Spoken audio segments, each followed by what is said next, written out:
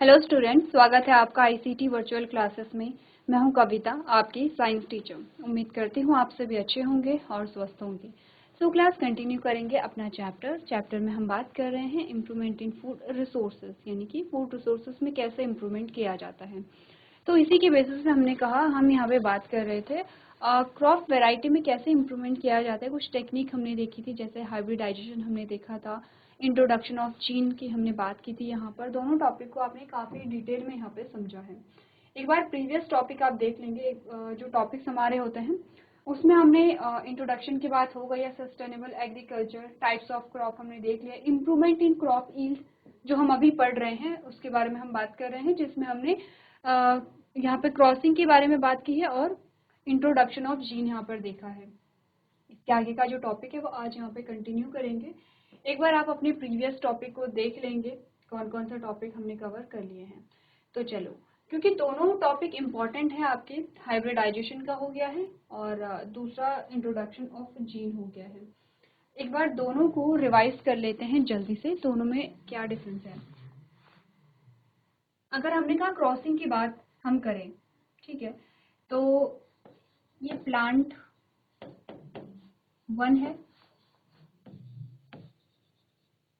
ये प्लांट 2 है, इनके बीच में हम करते हैं यहाँ पे पॉलिनेशन, ठीक है।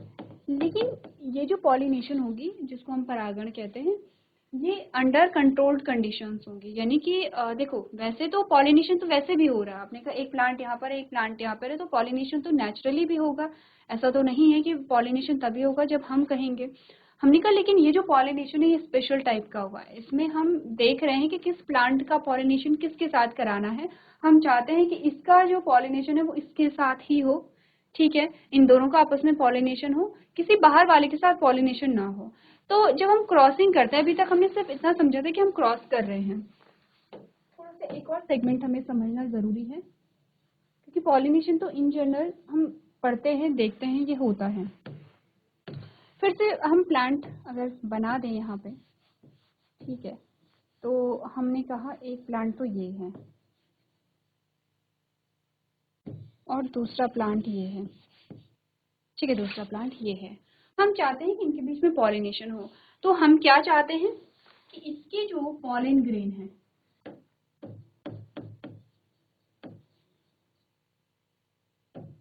वो यहाँ जाए, ठीक है। तो इसके लिए हम क्या करते हैं, हमें 2 चीजें करनी है। पहली चीज तो हम सेल्फ पॉलिनेशन को यहाँ से हटाएंगे, सेल्फ पॉलिनेशन नहीं होने देंगे। समझते हैं सेल्फ पॉलिनेशन क्या होती है, जो आपके प्रीवियस क्लासेस से 6th-7th में हमने पढ़ा है यहाँ पर, जिसमें आपने रिप्रोडक्शन के बारे में बात की है। और एक चैप्टर हमारे पास आता है क्लास 7th में, जिससे हम पढ़ते हैं रिप्रोडक्शन इन प्लांट्स, यानी कि पादपों में प्रजनन। और वहाँ पर जब हम प्रजनन पढ़ रहे थे तो हमने पॉलिनेशन या परागण पढ़ा था, जिसमें हमने कहा था जो परागण होता है या पॉलिनेशन होता है वो 2 टाइप का होता है। सेल्फ पॉलिनेशन, इसको हम स्वपरागण कहते हैं,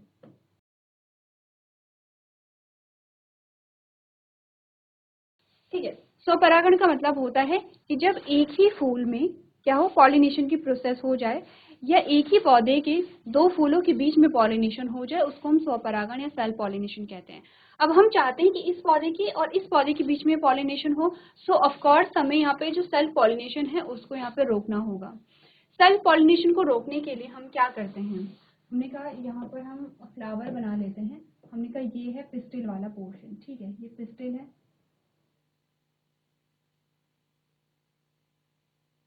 और इसके साथ आते हैं यहाँ पे स्टेमेन, ये स्टेमेन है,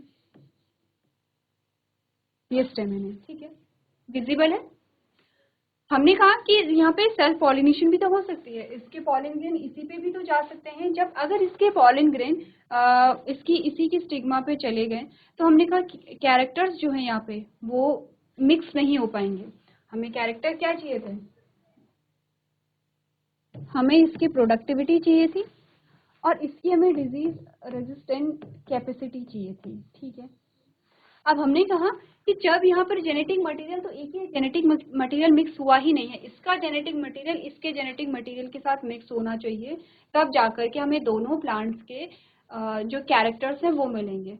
तो सबसे पहले तो हमें सेल्फ पॉलिनेशन को रोकना है। तो सेल्फ पॉलिनेशन को रोकने के लिए हम क्या करते हैं, यहाँ पर स्टेमेन जो है, जो फ्लावर है, फ्लावर का जो मेल पार्ट है उसको हम रिमूव कर देते हैं। इट मीन्स कि हमें स्टेमेन को यहाँ से हटा देना है। ये हमने हटा दिए हैं। अब इस प्रोसेस को हम कहते हैं इमैस्कुलेशन। ये वर्ड आपके बहुत काम आएंगे हायर क्लासेस में, क्योंकि जब हम बात कर रहे होंगे यहाँ पर रिप्रोडक्शन की, जिसमें हम प्लांट्स में रिप्रोडक्शन पढ़ेंगे, और जब हम पॉलिनेशन को पढ़ रहे होंगे तो ये छोटे छोटे जो टर्म्स हैं अभी आपको लग रहे हैं, आपके बहुत काम आते हैं, क्योंकि हर चीज़ें हमें पढ़नी है वहाँ पे। तो यहाँ पे क्या होगा, हमने स्टेमेन को रिमूव कर दिया है, उसको हम कहते हैं इमैस्कुलेशन। आपके पास एक शब्द आ जाएगा कि इमैस्कुलेशन क्या होता है, ऑप्शंस आपको दे दिए जाएंगे। आपने कहा इमैस्कुलेशन क्या होता है, फर्टिलाइजेशन होता है। इमैस्कुलेशन क्या होता है, पॉलिनेशन होता है। इमैस्कुलेशन क्या होता है, यहाँ पे फॉर्मेशन ऑफ गैमीट होता है। ये इमैस्कुलेशन आपने कहा removal of male part of a flower, यानी कि जो फ्लावर है उसके मेल पार्ट को रिमूव करने की जो प्रोसेस होती है, क्या उसे इमैस्कुलेशन कहते हैं। आपका लास्ट जो ऑप्शन होगा वो सही होगा। ठीक है, चलो यहाँ पर हो गया है। हमने कहा हमने सेल्फ पॉलिनेशन को तो रोक लिया है, लेकिन क्या हो अगर यहाँ कोई एक और प्लांट है, एक और प्लांट है यहाँ पर। अब आपने कहा ठीक है, आपने इसके स्टेमेन तो हटा दिए हैं, लेकिन ये भी तो हो सकता है कि इसके जो पॉलिन ग्रेन है वो यहाँ चले जाएं और पॉलिनेशन हो जाए। इस टाइप की पॉलिनेशन को क्या बोला था, जब पॉलिनेशन दो प्लांट के बीच में हो रही हो, तो इसे हमने क्रॉस पॉलिनेशन बोला था। हमने कहा सेल्फ को तो हमने रोक दिया है, लेकिन क्रॉस पॉलिनेशन तो हो ही सकती है, क्योंकि और भी प्लांट होंगे यहाँ पर आसपास, जिसे हम पर परागण कहते हैं। अब हमें क्या करना है, हमें क्रॉस पॉलिनेशन को भी रोकना पड़ेगा, जब तक कि यहाँ पर इसके गैमीट और इसके गैमीट मैच्योर होते हैं, तब तक हमें क्रॉस पॉलिनेशन और सेल्फ पॉलिनेशन दोनों ही रोकने हैं। सेल्फ के लिए हमने क्या किया है, स्टेमेन को रिमूव किया है। तो क्रॉस पॉलिनेशन को हम कैसे रोकते हैं, हमने कहा हम यहाँ पे बैगिंग कर देते हैं। अभी के लिए इसे हटा दो, ठीक है। हमने यहाँ पर कर ली है बैगिंग। बैगिंग का मतलब समझते हैं, एक बैग से हमने स्टिग्मा को कवर कर लिया है, जिससे कि स्टिग्मा पे कोई भी पॉलिन ग्रेन ना आए। अब जब ये मैच्योर हो गया है, तो अब हमने बैग को सबसे पहले रिमूव किया, ठीक है, ये हमने रिमूव कर लिया है। अब हमने क्या किया है, यहाँ से पॉलिन ग्रेन उठाए और यहाँ पे अप्लाई कर, यहाँ पे डाल दिए हैं। पॉलिन ग्रेन यहाँ पर आ गए हैं। उसके बाद हमने फिर से हमने क्या कर दी है, रीबैगिंग कर दी है। तो रीबैगिंग क्योंकि हमने कहा ऐसा थोड़ी है कि पॉलिन ग्रेन एक बार आ गया है तो दोबारा पॉलिन ग्रेन वहाँ पे आ नहीं सकते, फिर से भी तो पॉलिनेशन हो सकती है। ठीक है, हमने यहाँ पे बैगिंग कर दी, रीबैगिंग कर दी है, जिससे कि दूसरा पॉलिन ग्रेन ना आ पाए। पॉलिनेशन हो गई है सक्सेसफुली। अब क्या होगा, इस फूल में क्या बनेंगे, बीज बनेंगे। इन बीजों को आप बोएंगे और इस बीज में इसके भी गुण होंगे और इसके भी गुण होंगे, यानी कि इस बीज से बनने वाले पौधे में। ये तो क्रॉसिंग है, ठीक है। अब इंट्रोडक्शन ऑफ जीन क्या है, ये हाइब्रिड प्लांट हमारे पास आएगा।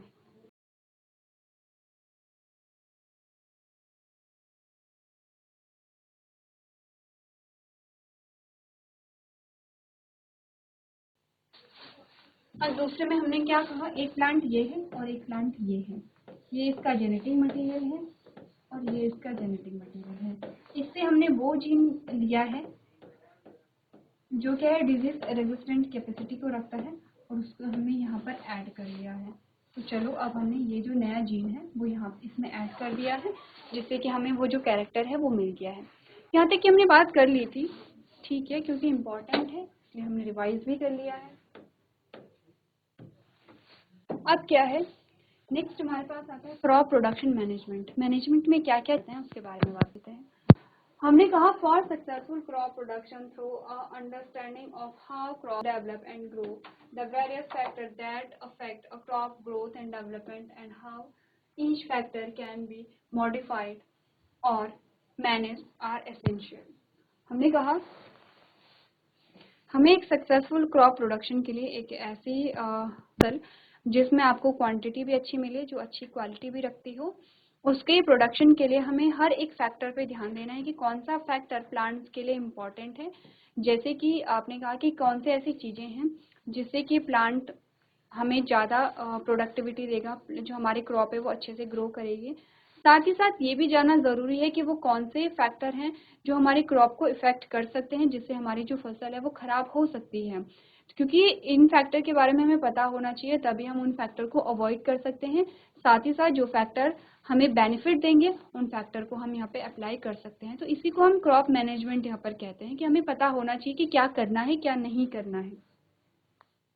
अभी का plant responses to soil conditions and atmospheric environment must be exploited to the maximum to produce a high yield per unit area of land। आपने कहा कि जो हमारा जो प्लांट है या हमारी जो क्रॉप है उसका जिस सॉइल में आप उसे उगा रहे हैं उसके लिए क्या रिस्पॉन्स है। इट मीन्स कि अभी आपने देखा होगा ऐड चलते रहते हैं, काफ़ी सारे ऐड चलते हैं, ठीक है। तो उसमें क्या होता है कि सलाह दी जाती है, जो किसान होते हैं, फार्मर होते हैं, उन्हें सलाह दी जाती है कि आप अपनी मिट्टी की जांच करवाइए। उससे दो चीज़ें पता चलती हैं, एक तो मिट्टी और आपके जो यहाँ पे क्रॉप होती है, फसल होती है, दोनों के बारे में हमें ये पता होना चाहिए कि किस फसल को किस प्रकार की मिट्टी में बोया जाना है। पहली चीज़ ये है। दूसरा, हमारी मिट्टी जब हम जांच करते हैं तो हमें पता चलता है कि इनमें जो न्यूट्रिएंट्स हैं इनकी मात्रा कितनी है। ना ज़्यादा होनी चाहिए ना कम होनी चाहिए। दो टर्म हमारे पास आते हैं, एक आता है डेफिशिएंसी और एक आता है टॉक्सिसिटी। तो दोनों ही शब्दों को हमें समझना है।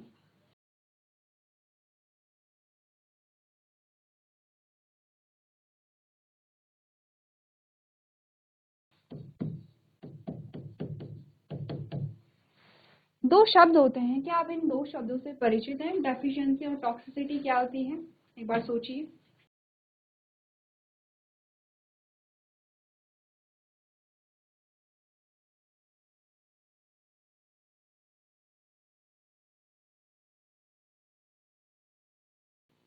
चलिए, तो हमने कहा कि दो टर्म्स हमारे पास आते हैं, डेफिशिएंसी और टॉक्सिसिटी, ठीक है। डेफिशिएंसी जब भी किसी चीज़ की क्या हो जाती है, कमी। आपने देखा होगा डेफिशिएंसी, जैसे हम कहते हैं कि हमारी बॉडी में किसी भी न्यूट्रिएंट की जैसे डेफिशिएंसी हो जाती है, किसी विटामिन की डेफिशिएंसी हो जाती है, ठीक है। विटामिन डी की डेफिशिएंसी बहुत कॉमन है, आपने सुना भी होगा।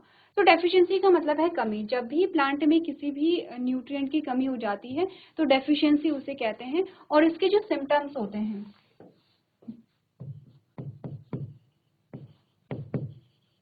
इसके जो सिम्टम्स होते हैं वो हमें पता होने चाहिए कि किस न्यूट्रिएंट की कमी से कौन से सिम्टम्स देखने को मिलते हैं। इसके अलावा आता है यहाँ पे टॉक्सिसिटी। टॉक्सिसिटी जब किसी भी न्यूट्रिएंट की अधिकता होती है, जैसे आपने देखा होगा अगर किसी प्लांट को बहुत ज़्यादा पानी आप देंगे, ज़रूरत से ज़्यादा पानी देंगे तो उसकी जो जड़ें हैं वो सड़ जाती हैं और एट लास्ट प्लांट की डेथ हो जाएगी। तो आपने कहा इसे टॉक्सिसिटी कहते हैं। क्या है? आवश्यकता से ज़्यादा जब हो जाए। तो दोनों ही चीज़ें हमें समझनी है कि डेफिशिएंसी या टॉक्सिसिटी ना हो, ठीक है, सॉइल में। तो इसीलिए हमें क्या होना चाहिए, जो सॉइल है, सॉइल के लिए प्लांट का जो रिस्पॉन्स है वो हमें पता होना चाहिए, ठीक है। ये पॉइंट क्लियर है। आगे बढ़ते हैं। The following are some of the factors that if managed well will help in increasing crop production। आपने कहा कुछ ऐसे पॉइंट हैं जो हमें हेल्प करेंगे कि हमारी जो क्रॉप है वो अच्छे से प्रोड्यूस हो। पहला है न्यूट्रिएंट मैनेजमेंट, जो कि हमने बात कर लिया। डेफिशिएंसी और टॉक्सिसिटी उसी में आते हैं कि न्यूट्रिएंट मैनेजमेंट हमें आना चाहिए। दूसरा इरिगेशन। इरिगेशन का मतलब क्या होता है? सिंचाई। देखो, पानी जो है वो सबसे इम्पोर्टेंट होता है, ठीक है। और टाइम टू टाइम आपको पानी देना है, लेकिन कितनी मात्रा में देना है ये भी आपको पता होना चाहिए। तीसरा आता है क्रॉपिंग पैटर्न्स। ये बहुत इंपॉर्टेंट है। क्रॉपिंग पैटर्न्स हो गया है एक, ठीक है। और जिसमें हम क्रॉप रोटेशन की बात करते हैं, ये बहुत इंपॉर्टेंट चीज़ है। जैसे कि आपने अपने घरों में देखा होगा, जो ट्रेडिशनल मेथड्स होते हैं उसमें भी हम क्या करते हैं कि एक सीजन के बाद जब दूसरा सीजन आता है तो दूसरी क्रॉप को हम बोते हैं। जैसे खेतों में आपने पहले क्या बोया, आपने पहले धान बोई, ठीक है। अब धान के बाद आप क्या बो रहे हैं, आप गेहूं बो रहे हैं, ठीक है, या आप उसमें दालें बो रहे हैं। तो इसमें क्या है, क्रॉप पैटर्न में होता है एक तो क्रॉप रोटेशन आता है।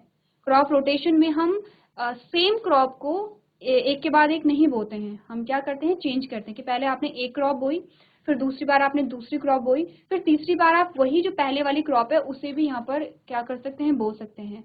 इससे क्या होता है, क्योंकि अलग अलग जो पौधे हैं, अलग अलग जो प्लांट हैं, उन्हें अलग अलग प्रकार के पोषक तत्वों की मात्रा अधिक, मतलब अधिक या कम मात्रा में चाहिए होती है।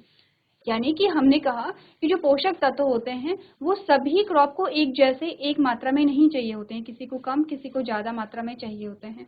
आपने एक क्रॉप बोई, फिर उसको काटने के बाद आपने दूसरी क्रॉप बोई, फिर उसको काटने के बाद आपने तीसरी क्रॉप बोई, जब आप चौथी बार बोएंगे तो आप उसी पहली क्रॉप को बो सकते हैं, क्योंकि तब तक जिन पोषक तत्वों की आवश्यकता इस क्रॉप को होगी, तब तक वो जो पोषक तत्व हैं वो फिर से मिट्टी में आ चुके होंगे। तो अब आप क्या कर सकते हैं, इसको बो सकते हैं, आपको उत्पादन अधिक देखने को मिलेगा।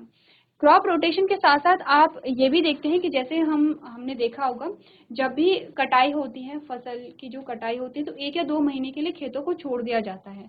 उससे भी क्या होता है कि जो यहाँ पे रीफिलिंग नाम सुना है, रीफिलिंग का मतलब है कि जो भी पोषक तत्वों की खपत वहाँ पर हुई है हमारी क्रॉप के द्वारा, उनके फिर से क्या हो वहाँ पे फिर से वो हमारी मिट्टी में ऐड हो जाएं, और जिससे कि जब भी हम क्रॉप को बोएंगे तो आपको अच्छी मात्रा में जो उत्पादन है वो देखने को मिलेगा। तो सबसे पहले न्यूट्रिएंट मैनेजमेंट की अगर हम बात करें तो हमने कहा it is controlling the selection, timing and amount of nutrient supply to the crop. बहुत इंपॉर्टेंट लाइन है। इसमें हमें ये तो पता होना चाहिए कि कौन कौन से पोषक तत्व हमें चाहिए, ठीक है, लेकिन दो चीजें होनी चाहिए। एक तो टाइमिंग की, किस टाइम पे हमें कौन सा पोषक तत्व ऐड करना है और कितने अमाउंट में करना है, ये दो चीजें इंपॉर्टेंट है। हम ध्यान क्या देते हैं यहाँ पे, जैसे आपने देखा होगा कि अगर हम जब भी खेती करते हैं या किसी भी क्रॉप को हम बो रहे हैं, तो उसमें हमें इतना ध्यान रखते हैं कि कौन सा पोषक तत्व हमें डालना है। हम क्या करेंगे वहाँ पे, न्यूट्रिएंट्स को ऐड करेंगे, चाहे आप फर्टिलाइजर्स ऐड कर रहे हैं, आप मैन्योर ऐड कर रहे हैं, तो आप ये सारी चीज़ें ऐड करते रहते हैं। लेकिन जो दो इंपॉर्टेंट चीज़ें हैं, टाइमिंग और अमाउंट, उस पर हम ध्यान नहीं देते हैं। अगर इन दोनों चीज़ों का ध्यान रखा जाए तो ये बहुत ज़्यादा बेनिफिट आपको देगा, ठीक है। Next है, plant nutrients are inorganic raw material that the help absorb from their surroundings and utilize the same in building up their organic matter। आपने कहा जो nutrients होने चाहिए वो कैसे होने चाहिए, inorganic raw material यहाँ पर होने चाहिए। Deficiency of these nutrients affect the physiological process in plant including a reproduction, growth and a susceptibility to disease. आपने कहा कि यहाँ पर क्या होता है कि अगर डेफिशिएंसी हो जाए तो ये सारी प्रोसेस को इफेक्ट करेगा। आपने कहा ग्रोथ यहाँ पर हो रही है, ठीक है, आप देखते हैं कि अगर डेफिशिएंसी कमी है तो जो आपकी क्रॉप है वो अच्छे से नहीं बढ़ेगी।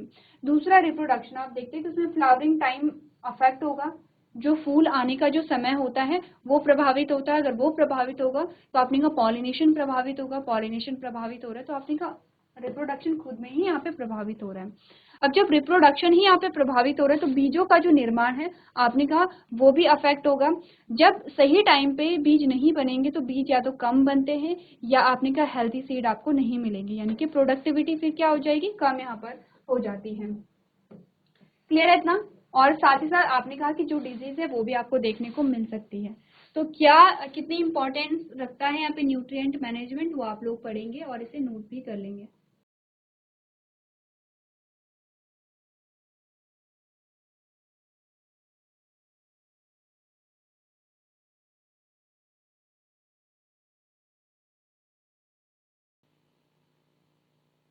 चलिए, तो नेक्स्ट जो हमारे पास पॉइंट आता है दैट इज इरिगेशन। तो इरिगेशन क्या है, यहाँ पर आपने कहा सिंचाई है, और यहाँ पर बहुत अलग सी चीजें नहीं है। इरिगेशन हमने कहा हमें टाइम टू टाइम यहाँ पर सिंचाई करनी है। साथ ही साथ हमें ये भी देखना है कि किस क्रॉप को कितनी पानी की आवश्यकता है। जैसे कि हमने एग्जाम्पल लिया था यहाँ पर, अगर हम देखें खरीफ क्रॉप जो है, धान के बारे में हमने बात की थी कि वहाँ पर जब भी रोपाई होती है तो ज़्यादा पानी की आवश्यकता होती है। जैसे जैसे जो हमारी क्रॉप है वो बड़ी होती जाती है, उसमें फली लगती है, फली पकने का टाइम होता है, तो उतनी पानी की आवश्यकता नहीं होती है, ठीक है।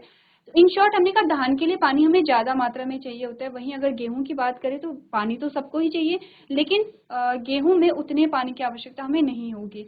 तो जब भी हम इरिगेशन कर रहे हो हमें ये ध्यान देना है कि हम किस क्रॉप में कितना पानी यहाँ पे डाल रहे हैं। आपने कहा the process of artificial supplying of water to crop at a different intervals is called irrigation. सिंचाई का मतलब होता है कि जब हम खुद से पानी यहाँ पर क्या कर रहे हो, डाल रहे हो, ठीक है। The time and a frequency of irrigation vary from crop to crop. यही बोला गया कि अलग अलग जो फसल है उसे अलग अलग मात्रा में पानी की आवश्यकता होती है।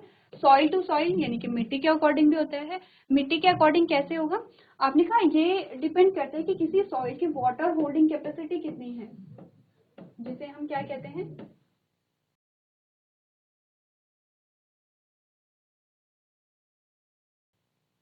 जिसे हम क्या कहते हैं, जल धारण क्षमता कहते हैं। तो वाटर होल्डिंग कैपेसिटी किसी मिट्टी की कितनी है उस पर भी डिपेंड करता है कि आपको जो यहाँ पर सिंचाई है वो कितनी करनी है। और एक और चीज जो है सीजन टू सीजन, आपने कहा इरिगेशन सीजन के अकॉर्डिंग भी होगा। आप जैसे रेनी सीजन है तो रेनी सीजन में आपको आवश्यकता नहीं है कि आप वहाँ पे इरिगेशन कर रहे हैं क्योंकि बारिश ही इतनी हो रही है। या आपने कहा सर्दियों का टाइम है तो वहाँ पर आप इरिगेशन करेंगे, सिंचाई करेंगे, लेकिन बहुत अधिक मात्रा में नहीं करेंगे। वही अगर हम बात करेंगे यहाँ पर अप्रैल टू मई या जून, जहाँ पर बारिश अभी नहीं हो रही है, वहाँ पर आप अच्छी खासी मात्रा में इरिगेशन करेंगे। तो 3 चीजें हमने समझी हैं। हमने कहा क्रॉप टू क्रॉप, यानी कि फसल पे निर्भर करते हैं कि कितनी सिंचाई करनी है और किस मात्रा में सिंचाई करनी है। सॉइल टू सॉइल यानी कि मिट्टी पे निर्भर करता है कि सिंचाई कितनी करनी है। एंड सीजन टू सीजन यानी कि डिपेंड करता है कि किस सीजन में हमें कितनी सिंचाई यहाँ पर करनी है। तो 3 चीजें आपको समझनी है। ये क्वेश्चन एमसीक्यूज में आपसे पूछा जा सकता है कि इरिगेशन जब आप करते हैं तो किन फैक्टर्स को आप ध्यान में रख करके करते हैं। क्लियर है इतना? तो चलिए नेक्स्ट हमारे पास क्रॉपिंग पैटर्न आएगा। क्रॉपिंग पैटर्न एक बार आप लोग घर से पढ़ के लेकर के आएंगे, समझेंगे क्रॉपिंग पैटर्न क्या होते हैं। आप इस टॉपिक को अगर अपने बड़ों से भी पूछेंगे तो भी आपको जो टॉपिक है वो अच्छे से समझ में आ जाएगा क्या होता है क्रॉपिंग पैटर्न। तो आप लोग होमवर्क अपना पूरा करके लेकर के आएंगे। तो आज के सेशन में हम इतना ही करेंगे। अभी तक क्लास में बने रहने के लिए आपका धन्यवाद।